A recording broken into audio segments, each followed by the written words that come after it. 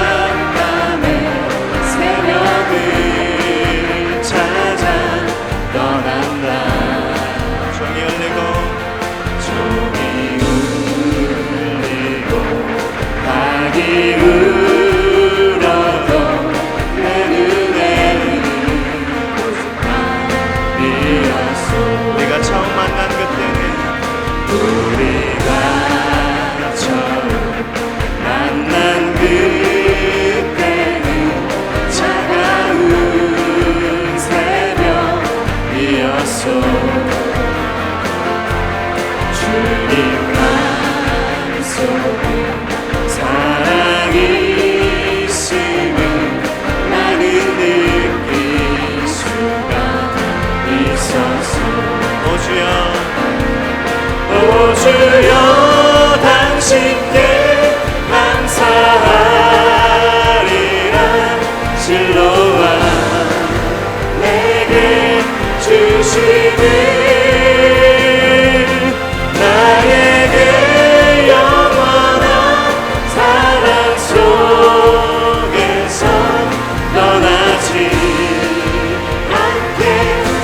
목소리 높여 찬양합니다. 어두운 밤에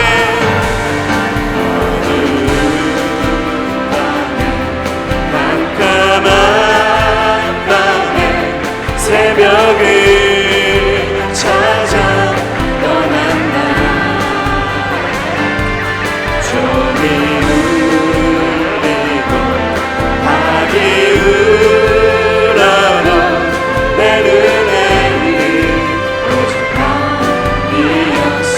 우리가 처음 만난 그때는 우리가 처음 만난 그때는 차가운 새벽이었어.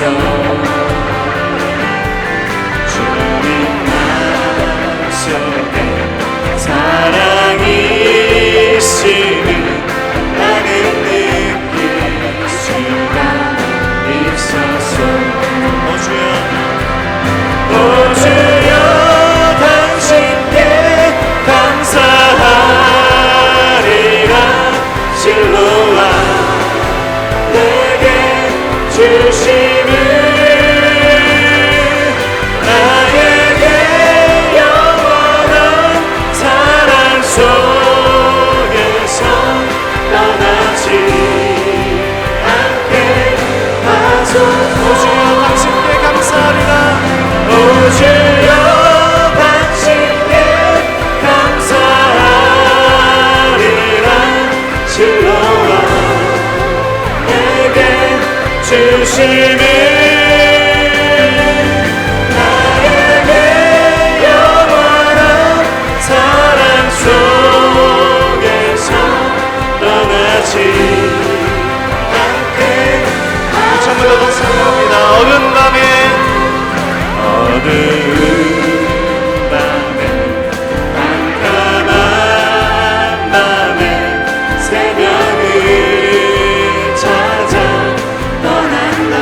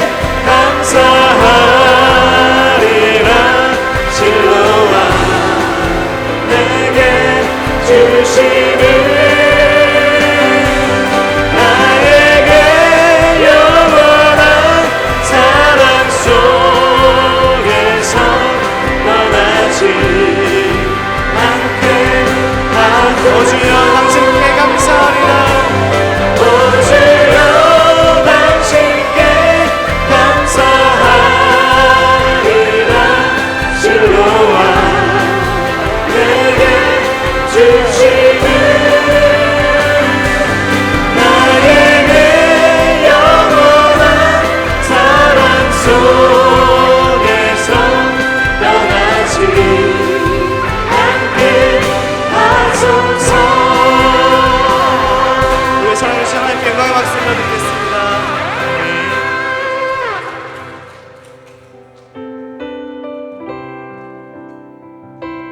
우리에게 주신 그 은혜를 생각하며 우리 감사드리며 함께 고백하도록 하겠습니다.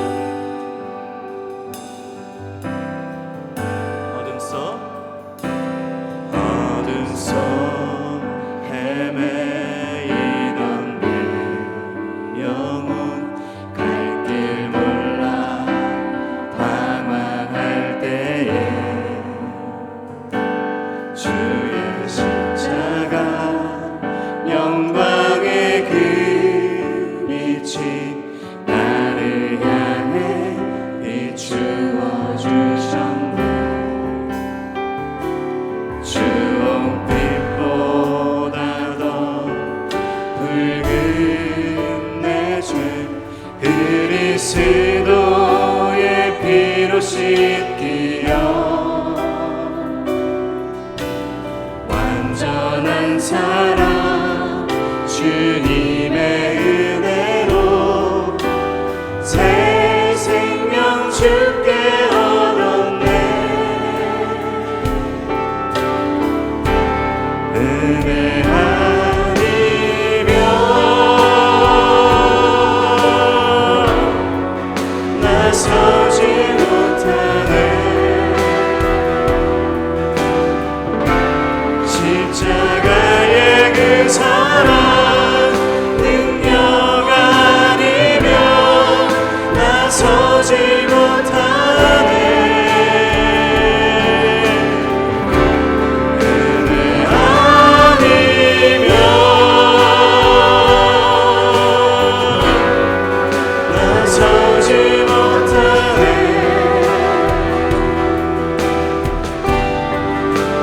놀라운 사랑 그 은혜 아니면 나서지 못하네. 우리 한 번 더 고백합니다. 어둠 속 헤매이던 내 영혼 어둠 속 헤매이던 내 영혼 갈 길 몰라 방황할 때에 주의 십자가 영광의 그 빛이 나를 향해 비추어 주셨네. 주홍빛보다 더 붉은 내 죄 그리스도의 피로 씻기어 완전한 사랑 주님의 은혜로 새 생명 주께 얻었네. 은혜 아니면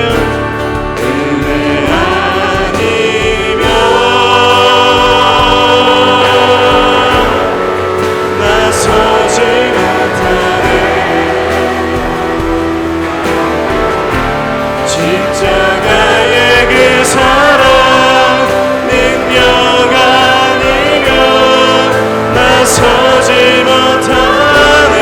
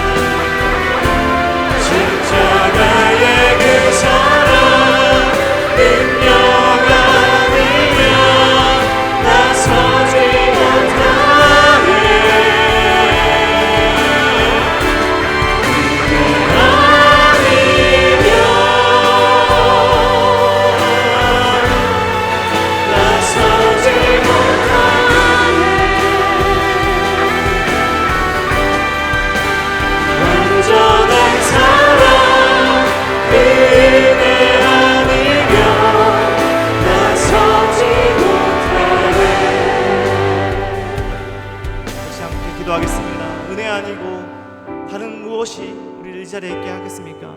우리가 이 자리에 있는 것이 은혜입니다. 하나님의 그 은혜 아니고 우리가 설 수 없습니다. 단 한순간도 온전히 살아갈 수 없습니다 라고 고백하시며 하나님이 지금 말씀하여 주시옵소서. 우리가 간구하겠나이다. 말씀하여 주시옵소서. 그렇게 살아가겠나이다 고백하시며 주여 한번 간구하시고 우리 합심으로 기도하도록 하겠습니다. 주여 감사합니다. 하나님 은혜 아니고서 우리가 이 자리에 서 있을 수 없습니다. 하나님의 은혜로 우리를 붙들어주시고 하나님의 은혜로 말씀하여 주시옵소서. 우리가 살아가게 하나님 모든 우리 성도님들 우리를 붙들어주시고 하나님 살아가시면서 하나님의 은혜와 사랑의 삶을 살아가시고 주시옵소서. 단 한순간도 우리 모든 우리 살아갈 수 없음을 우리가 고백합니다. 하나님을 잘 붙들어주시고 모든 것을 주시고 하나님 두 번째 하나님 말씀하여 주시면 좋겠나이다. 우리의 찬양과 우리의 간구와 그것을 위하여 주시옵소서. 모든 손을 만져주시고 간절하게 간구하는 힘이 있을 것 도와주시고 하나님을 불러주시옵소서.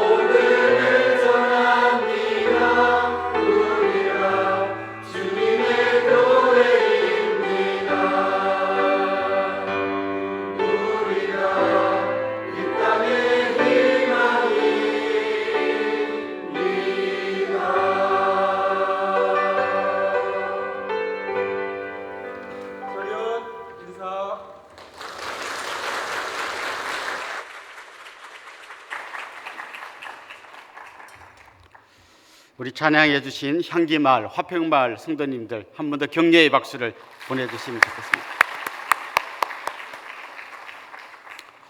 그렇습니다. 아무리 욕하고 비난해도 교회가 이 땅의 희망입니다. 우리 그런 마음으로 같이 기도하면 좋겠습니다. 계속해서 오늘도 간식이 준비되어 있는데요. 동산, 포도, 소망 이 세 마을에서 간식을 준비해 주셨습니다. 우리 옆에 있는 성도님들께 한번 인사하면 좋겠습니다. 아침에 뵈니까 더 멋지십니다.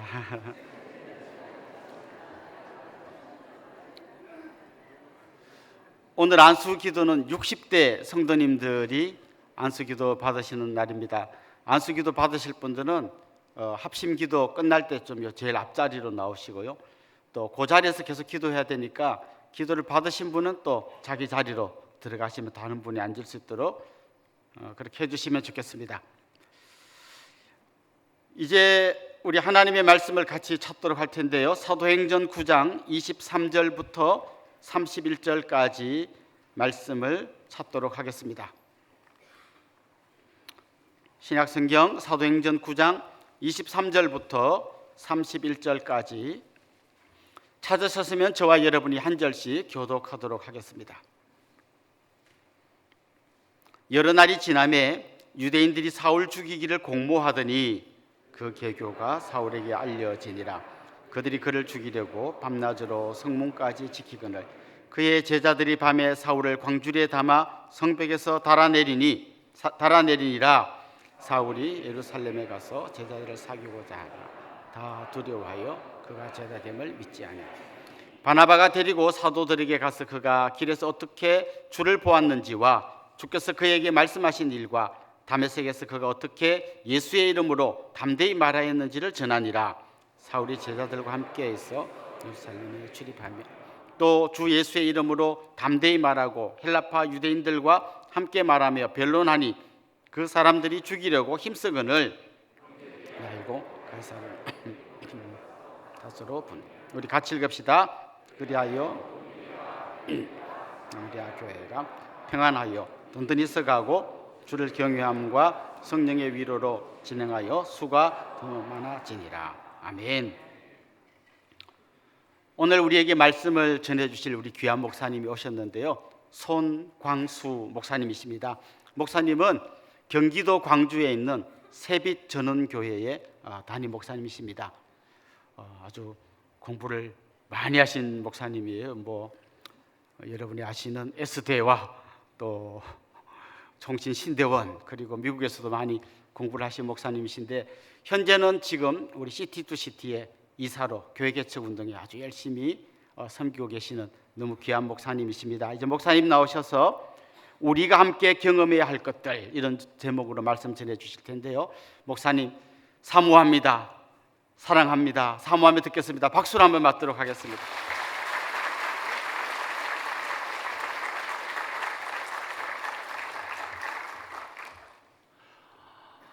우리가 사도행전 말씀을 보면서 기억해야 할 중요한 사건들이 몇 가지가 있습니다. 사도행전 2장에 나오는 오순절 성령 강림 사건이 중요하고요. 그리고 오늘 우리가 읽었던 본문 말씀 9장에 사울의 회심이 참 중요합니다. 그리고 10장에 나오는 고넬료의 회심 사건도 우리가 꼭 기억해야 하는 사건 가운데 하나입니다. 2장에 나오는 오순절 성령 강림 사건이 중요한 이유는 그때부터 이 땅에 교회가 시작되었기 때문입니다. 하나님의 백성이었던 이스라엘이 아니라 교회를 통해서 하나님의 구원 역사를 이루어 가시는 것을 사도행전 2장에서 우리가 보게 되는 것이죠. 그리고 오늘 9장에 나오는 사울의 회심이 참 중요한데 이 사울의 회심으로부터 시작이 되어서 이방인에게 그리고 복음이 전 세계로 퍼져나가는 것을 우리가 볼 수 있습니다. 10장에 나오는 고넬료의 회심이 중요한 이유는 그 고넬료가 첫 이방인으로서 이방인 가운데 처음으로 예수를 믿게 되고 성령을 받는 사건이 공식적으로 10장에 나오고 있기 때문입니다. 오늘 우리는 두 번째 우리가 정말 중요하게 생각해야 하는 이 사울의 회심을 함께 나누어 보고자 합니다. 사울의 회심을 통해서 초대교회는 놀라운 변화를 경험하게 됩니다. 여러분, 사울이 어떤 사람이었습니까? 다메섹까지 예수 믿는 사람들을 핍박하러 간 사람이었습니다. 그런 핍박자가 이제 예수 그리스도가 하나님의 아들이심을 증거하고 있는 것입니다. 오늘 본문 31절 말씀 다시 한번 읽어볼까요? 31절을 같이 읽습니다. 그리하여 온 유대와 갈릴리아와 사마리아 교회가 평안하여 든든히 서가고 주를 경외함과 성령의 위로를 진행하여 수가 더 많아지니라. 아멘. 사도 바울 한 사람의 회심을 통해서 초대교회가 경험했던 놀라운 일들이 있습니다. 이번 특세의 주제가 우리 함께더라고요. 우리 함께 이런 변화를 같이 경험하는 그런 은혜의 시간 되었으면 좋겠습니다. 사도 바울의 회심이 가져왔던, 초대교회에 가져왔던 놀라운 변화를 몇 가지 함께 나누고 같이 한번 기도했으면 합니다. 첫 번째는 뭐냐 하면요, 생각의 변화입니다. 사울은 다메섹에 가던 중 주님을 만나면서 생각의 변화라는 놀라운 축복을 경험하게 됩니다. 여러분, 성장한다라는 것이 무엇입니까? 성장한다라는 것은 변화되는 것을 의미합니다. 악한 마귀가 역사하면 우리의 생각은 굳어져 버리게 됩니다. 딱딱해지는 거죠. 여러분, 딱딱한 것, 굳은 것, 경직된 것은 나쁜 것입니다. 내 영혼을 망치는 것입니다. 여러분의 몸에 혹시 막 딱딱한 게 만져지십니까? 뼈도 아닌데 딱딱한 게 만져진다. 그러면 심각해집니다. 병원에 가봐야 될 일입니다. 뼈도 아닌데 딱딱해진 것은 바로 암덩어리이기 때문입니다. 악한 사탄 마귀는 우리의 생각 가운데 딱딱한 것, 경직된 것을 심어줍니다. 암덩어리를 던진다라는 것입니다. 그러나 성령님은 우리의 마음을 녹아내리게 하십니다. 우리에게 부드러운 마음을 허락해 주시는 것입니다. 성령님이 내 안에 역사하실 때 우리의 생각의 변화가 나타나게 되는 것입니다. 에스겔 11장 19절에서 20절 말씀입니다. 내가 그들에게 한 마음을 주고 그 속에 새 영을 주며 그 몸에서 돌 같은 마음을 제거하고 살같이 부드러운 마음을 주어 내 율례를 따르며 내 규례를 지켜 행하게 하리니 그들은 내 백성이 되고 나는 그들의 하나님이 되리라. 성령님께서 우리 가운데 오시면 우리의 생각이 부드러워진다라는 거예요. 새로운 마음을 주신다라는 것입니다. 생각의 변화, 내 생각을 바꾸는 경험을 우리가 함께 해야 할 것입니다. 먼저 하나님은 사울의 생각을 바꾸십니다. 사도행전과 서신서를 쭉 읽어보면 사울이 굉장히 강한 사람이다라는 것을 우리가 알 수 있습니다. 좀처럼 자기 생각을 바꾸지 않습니다. 그 앞에 베드로가 있고 바나바가 있고 누가 있다 하더라도 자기의 생각을 바꾸는 경우는 잘 없었습니다. 어떤 고난이 닥쳐온다 하더라도 사도 바울은요, 강직하게 그 자리에 딱 서서 자기가 할 일을 계속해서 해 나갔다라는 것을 우리가 볼 수 있습니다. 그런데 오늘 본문의 모습은 좀 다릅니다. 여러분, 성경을 한번 보십시오. 23절 이하에 여러 날이 지남에 유대인들이 사울 죽이기를 공모하더니 그 계교가 사울에게 알려지니라. 그들이 그를 죽이려고 밤낮으로 성문까지 지키거늘 그의 제자들이 밤에 사울을 광주리에 담아 성벽에서 달아내리니라. 한밤중에 도망치듯이 광주리에 매달려 있는 사울의 모습을 여러분 한번 생각해 보십시오. 이전의 모습, 이후의 모습과는 너무 딴판입니다. 그의 생각이 달라진 것입니다. 예전 같았으면 내가 죽으면 죽었지, 야반도주 그런 건 절대 안 하리라 라고 했을 바울이었습니다. 그런데 그때는요, 생각이 부드러워진 것입니다. 내가 다음 일을 위해서 내 생명을 좀 아껴야 되겠구나 라고 하면서 생각을 바꾸었던 것입니다. 예수님의 사역은 어떻습니까? 공생의 3년 동안 예수님은요, 어떻게 보면 좀 피해 다니신 것 같습니다. 여러분, 예루살렘이 얼마나 사역하기 좋은 곳입니까? 사람들도 많이 모여 있고 말씀을 전하기도 너무 좋습니다. 그런데 예수님은 주로 갈릴리에서 사역하셨습니다. 요단강 건너편에서 사역하셨습니다. 나중에 때가 되어서 십자가를 져야 할 때 예수님은 기도하시고 예루살렘에 그 십자가를 지기 위해서 내려가셨지만 그 전까지는 피해 다니셨구나라는 것을 우리가 생각해 볼 수 있습니다. 사명을 이루기 위해서 고난을 당할 수 있습니다. 핍박받을 수도 있습니다. 그 자리를 지키면서 순교할 수도 있습니다. 그런데 그 고난이 본질이 아닌 경우에는 피하는 지혜도 우리에게 필요한 것입니다.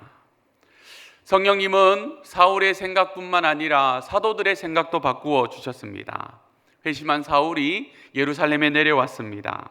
그런데 아무도 그를 만나 주려고 하지 않습니다.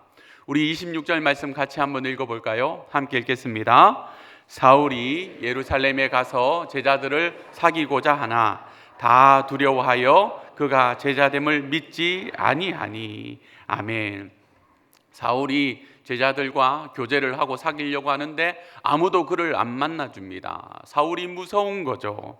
그러자 성령님은 바나바를 보내주십니다. 27절에 바나바가 데리고 사도들에게 가서 그가 길에서 어떻게 주를 보았는지와 주께서 그에게 말씀하신 일과 다메섹에서 그가 어떻게 예수의 이름으로 담대히 말하였는지를 전하니라. 사울이 제자들과 함께 있어 예루살렘에 출입하며.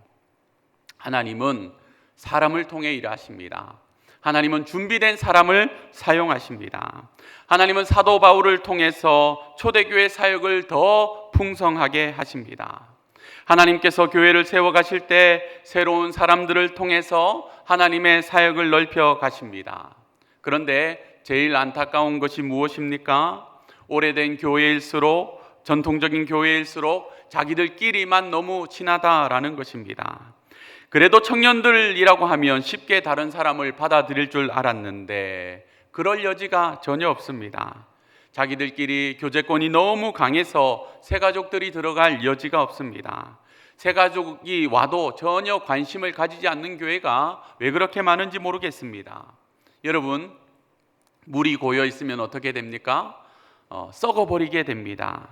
과거에 어떤 모습이었든지 상관없습니다. 과거에 핍박자였든지 박해자였든지 포행자였든지 상관이 없습니다. 다 괜찮습니다. 변화되고 받아들이면 새롭게 달라지게 되는 것입니다. 성령은 항상 이렇게 생각의 변화를 통해서 우리를 이끌어 가십니다. 바라기는 이번 특세에 나온 모든 성도님들이 생각의 변화라고 하는 축복을 누리게 되시기를 소망합니다. 성령 하나님은 사울의 생각, 사도들의 생각을 바꾸어 주셨습니다. 그것뿐만 아니라 두 번째로 사울의 열정적인 신앙생활을 통해 또 다른 변화를 만들어 가고 계십니다. 여러분, 사울이 지금 어떤 사람입니까? 그야말로 새신자입니다. 초신자라는 거예요. 여러분, 새 가족이 교회에 나오게 되면 어떻습니까? 새롭게 교회에 등록을 해가지고 다니게 되면 기분이 어떻습니까? 굉장히 낯섭니다. 저도 오늘 올라오는데요, 굉장히 낯설더라고요. 처음 오는 화성입니다. 낯설고 불편하고 두렵고 그렇기 때문에 새 가족들이 가진 생각은 나는 앞에 나서면 안 돼. 나는 이럴 때 특송하면 안 돼. 조용히 있는 거야. 가만히 지내야 돼. 보통은 그렇게 생각하기 마련입니다. 그런데 사울은요, 처음부터 적극적입니다. 핑계대지 않고 충성하는 모습을 오늘 말씀 가운데 보여주고 있습니다. 우리가 읽어보지는 않았는데 여러분 20절을 한번 보실래요? 20절에 보면 즉시로 각 회당에서 예수가 하나님의 아들 되심을 증거하니. 여러분, 즉시로라고 되어 있습니다. 동그라미를 볼펜이 있으시면 한 3개 정도 쳐놓으시기 바랍니다. 즉시로, 만난 후에 즉시로 전파합니다. 핑계 없는 중성을 보여줍니다. 적극적인 신앙생활이 어떤 것인지를 보여주고 있습니다. 이것이 초대교회 내에서 엄청난 변화를 일으켜냅니다. 새가족 사울의 적극적인 전도가 초대교회 성도들에게 엄청난 자극이 되었을 것입니다. 사울이 예루살렘에 오고 난 다음의 모습은 어떻습니까? 29절 말씀을 한번 보십시오. 또라고 되어 있습니다. 또. 여러분 또 로또가 아니고요. 또 즉시로 움직이고 있는 사울의 모습을 한번 보십시오. 기록된 것은 아니지만 핑계대지 않고 즉시로 기회만 주어지면 또 말씀을 전파하는 사울의 충성된 태도가 초대교회 성도들에게 엄청난 도전이 되었을 것입니다. 우리에게 순종하지 못하는 이유, 핑계들이 엄청나게 많습니다. 전도를 하지 못하는 이유, 주일날 못 나오는 이유, 특세에 빠져야 되는 이유 얼마나 많은지 모릅니다.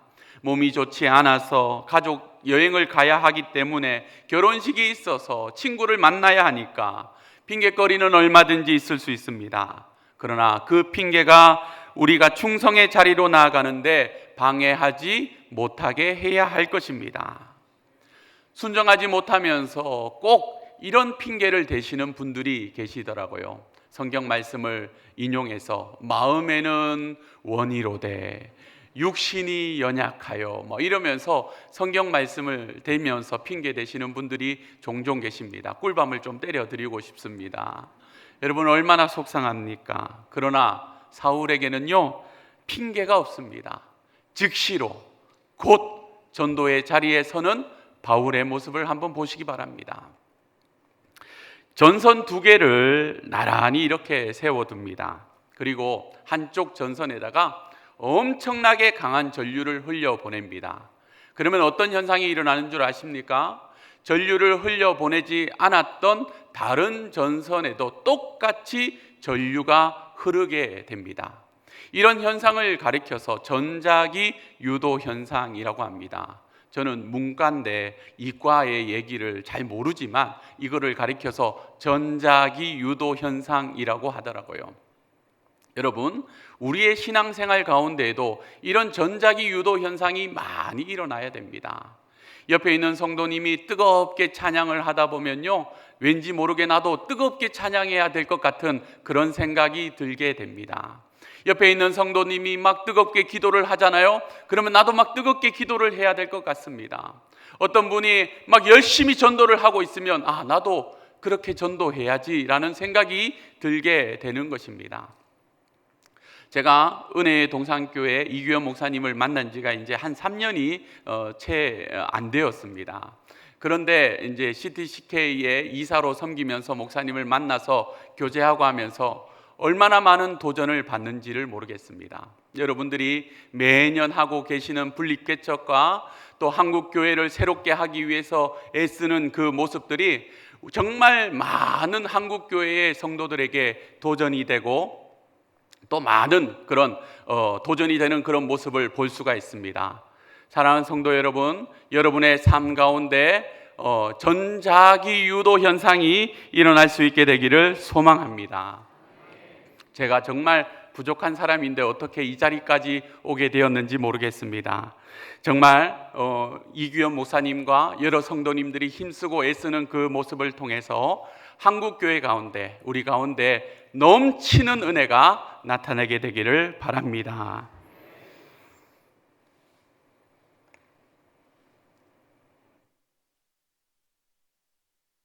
자, 2가지를 말씀드렸습니다. 첫 번째는 생각의 변화이고 두 번째는 태도의 변화입니다. 마지막 한 가지가 있는데요, 관계의 변화입니다. 인생에 있어 누군가를 만난다라는 것은 너무나 중요한 일입니다. 그런데 그 만남에만 머물러 있어서는 안 됩니다. 하나님은 우리를 더 넓은 만남의 자리로 이끌어 가십니다. 여러분 혹시 그런 신앙생활을 하고 계시지는 않습니까? 우리의 신앙생활에 아무런 능력이 없고 재미없는 그런 수준에 불과하다면 그것은 우리의 교제권이 없기 때문입니다. 혼자 신앙생활 하기 때문입니다. 주일에 예배를 드리면요, 축도를 하는데 그냥 막 빠져나가시는 분들이 계십니다. 너무 아쉽습니다. 예배 드리는 것을 보면 믿음도 꽤 있으신 분이십니다. 그런데 신앙생활의 풍성함을 전혀 누리지를 못합니다. 혼자 조용하게 신앙생활 하겠다고 예배만 드리면 된다라고 만족하는 것입니다. 거기에 기질까지 내향적이면 더 그렇게 됩니다. 한동안 작년까지만 해도 우리가 코로나 때문에 온라인 예배를 많이 드렸지 않습니까? 그게 더 편했던 거예요. 혼자 조용히 예배 드리는 것에 만족했던 것입니다. 그러나 하나님은 우리가 혼자 그렇게 신앙생활 하도록 내버려 두지 않습니다. 사울은요, 주님과의 만남에만 머물러 있지 않았습니다. 성도와의 관계 가운데로 뛰어들어가는 모습을 볼 수 있습니다. 악한 사탄마귀는 우리를 넘어뜨리기 위해서 제일 먼저 하는 일이 우리의 이 교제를 깨트려 버립니다. 수군수군하게 하고 홀로 있게 하고 관계가 깨어지게 합니다. 여러분, 말씀의 능력은요, 듣는 것에서 끝나지 않습니다. 듣고 난 다음에 순종하는 것입니다. 관계 가운데 뛰어들어가는 것입니다. 삶의 현장에서 성도들과 몸으로 부딪히며 살아가는 것입니다. 성령님은 그래서 사울에게 아나니아를 보내십니다. 사울은 여기에서 멈추지 않습니다. 교제의 장을 아나니아와 다메섹 성도들에게만 한정짓지 않습니다.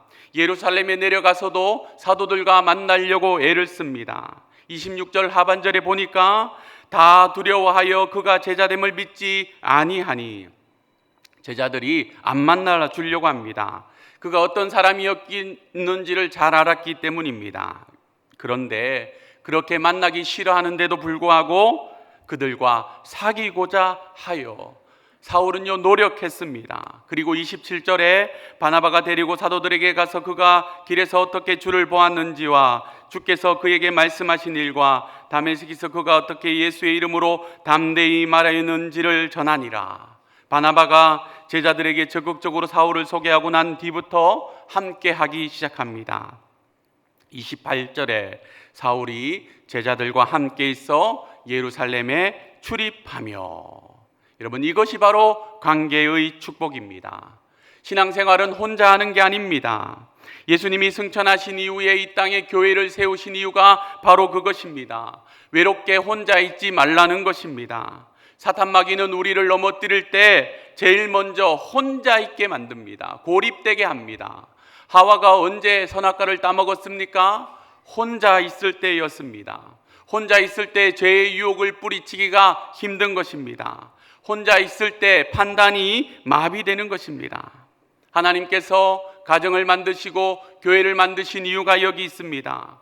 공동체를 통해서 나의 신앙생활을 점검하고 다른 사람과의 교제를 통해서 성장하라는 것입니다. 이렇게 우리가 관계의 폭을 넓혀가기 위해서 해야 하는 것이 한 가지 있습니다. 그게 뭐냐면요, 내 마음을 표현하는 것입니다. 내 마음을 드러내는 것입니다.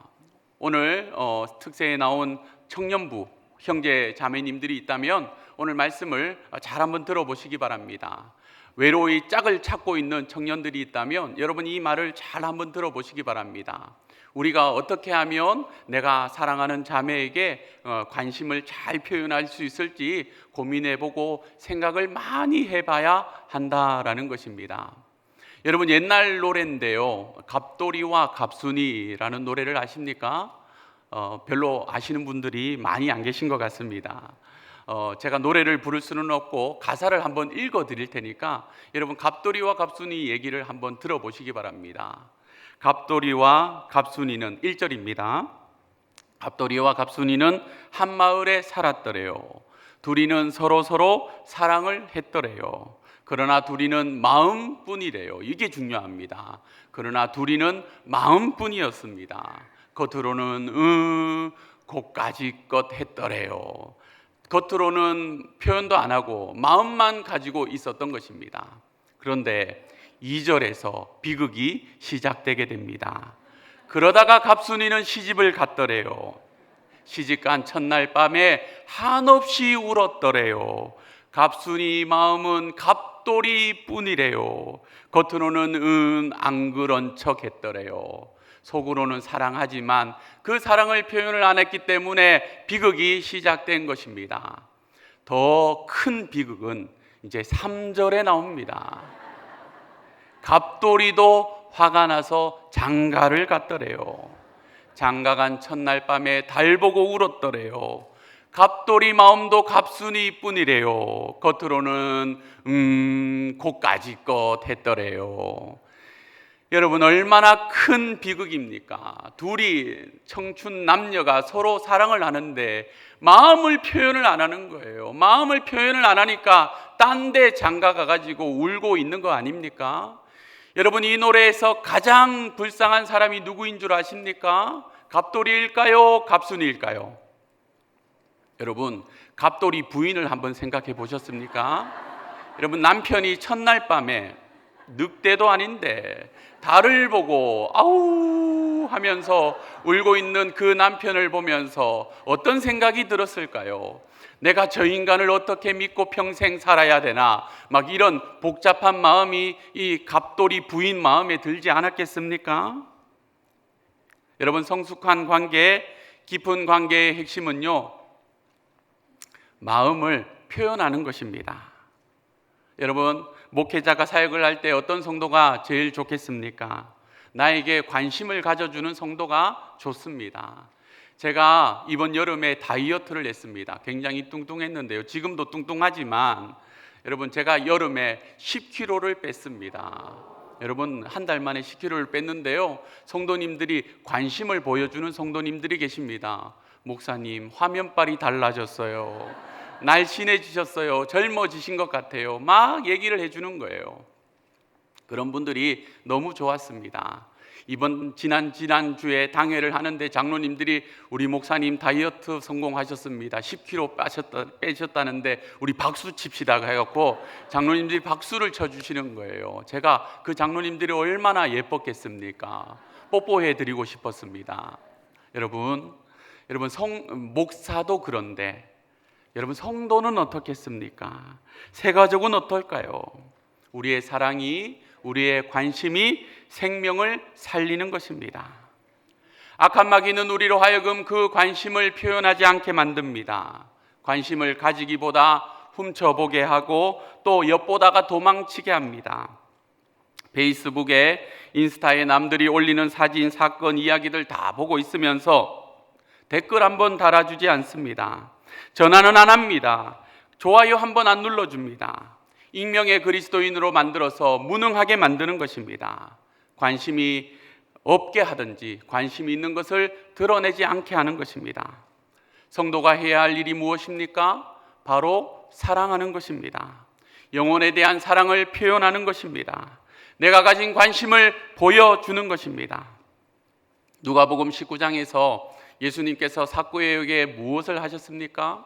사형리 전도를 하셨습니까? 아닙니다. 내가 오늘 너의 집에 가서 유하여야겠다. 삭개오야, 너희 집에 가서 같이 밥 먹고 같이 잠자고 같이 많이 얘기를 나눠보자 라고 합니다. 그랬더니 삭개오가 변화되기 시작합니다. 주님, 제 재산의 절반을 가난한 사람들을 위해서 내어놓겠습니다. 내가 누구에게 토색한 것이 있으면 4배나 갚겠습니다. 자기 스스로 다 불고 있습니다. 여러분, 혼자 변화됩니다. 왜요? 예수님의 관심 때문인 것입니다. 말씀을 정리하겠습니다. 여러분, 하나님은 우리가 이런 경험을 하기를 원합니다. 이런 경험을 우리 모두가 함께 하기를 원하신다는 것입니다. 사울의 회심이 초대교회에 가져왔던 놀라운 변화들, 그 변화들을 우리도 함께 경험해야 할 것입니다. 먼저는요, 생각의 변화입니다. 우리의 생각이 부드러워져야 할 것입니다. 바뀌어야 할 것입니다. 또 태도가 달라져야 할 것입니다. 부정적인 생각이 아니라, 안 된다는 고정관념이 아니라, 처음 믿었지만 새가족이지만 적극적으로 예수를 증거했던 바울처럼 핑계 없는 충성된 태도의 모습으로 우리는 나아가야 할 것입니다. 그리고 정말 귀한 것은요, 풍성한 교제 안에 들어가는 것입니다. 우리가 함께 하나 되어서 하나님 나라의 이런 놀라운 변화의 축복을 누리며 나아가는 것입니다. 은혜의 동산교회에서 일어나는 이런 아름다운 일들을 통해 우리나라에, 또 제가 섬기는 교회에, 한국교회 가운데 하나님의 나라가 아름답게 펼쳐지게 되기를 소망합니다. 우리 함께 말씀을 기억하며 우리 같이 한번 기도하겠습니다.